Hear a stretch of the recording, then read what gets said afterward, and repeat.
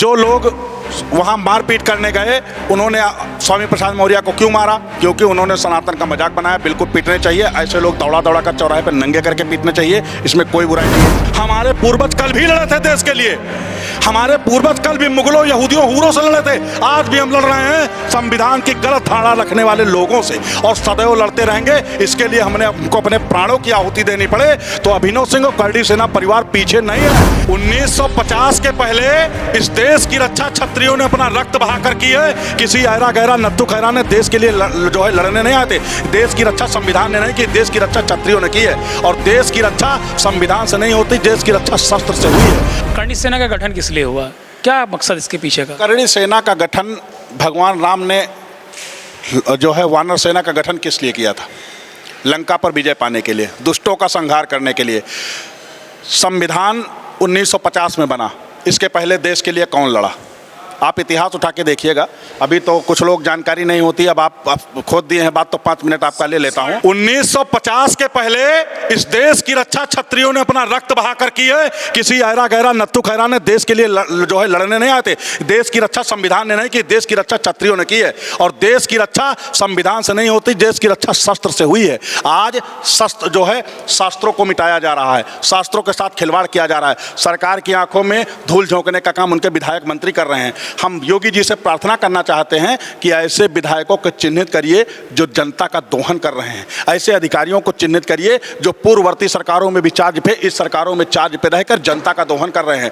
क्षत्रिय का धर्म है, जहां भी जुल्म जाती हो उसके खिलाफ आवाज उठाइए। हमारे पूर्वज कल भी लड़े थे देश के लिए, हमारे पूर्वज कल भी मुगलों यहूदियों हूरों से लड़े थे, आज भी हम लड़ रहे हैं संविधान की गलत धारणा रखने वाले लोगों से, और सदैव लड़ते रहेंगे। इसके लिए हमको अपने प्राणों की आहुति देनी पड़े तो अभिनव सिंह और करड़ी सेना परिवार पीछे नहीं है। हम कल भी दुष्टों से लड़े थे, आज भी संविधान के गलत अमेंडमेंट से हम ही लड़ रहे हैं। बाकी लोग तो तालियां बजाने के लिए बैठे हैं।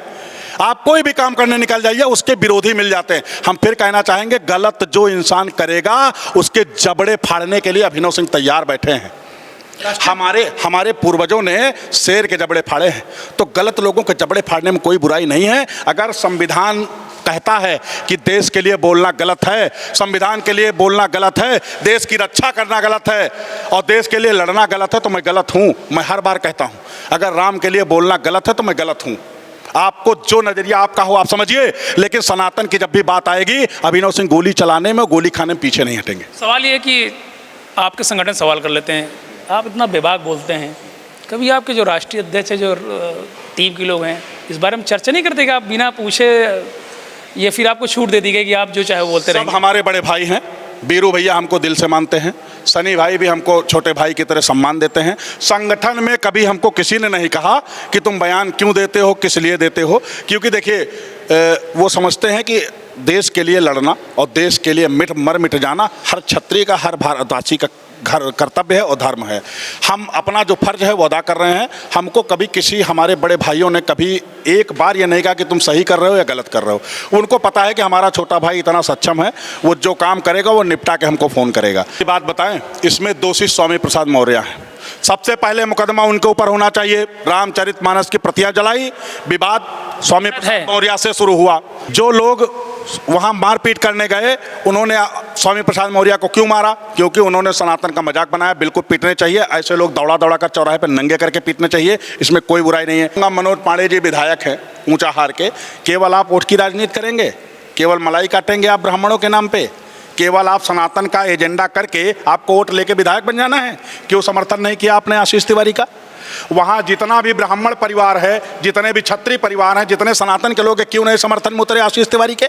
ये 4 हिजड़े इकट्ठा होकर के वहाँ कप्तान साहब का घेराव करके उसके खिलाफ मुकदमा, क्या गलत बोला उसने?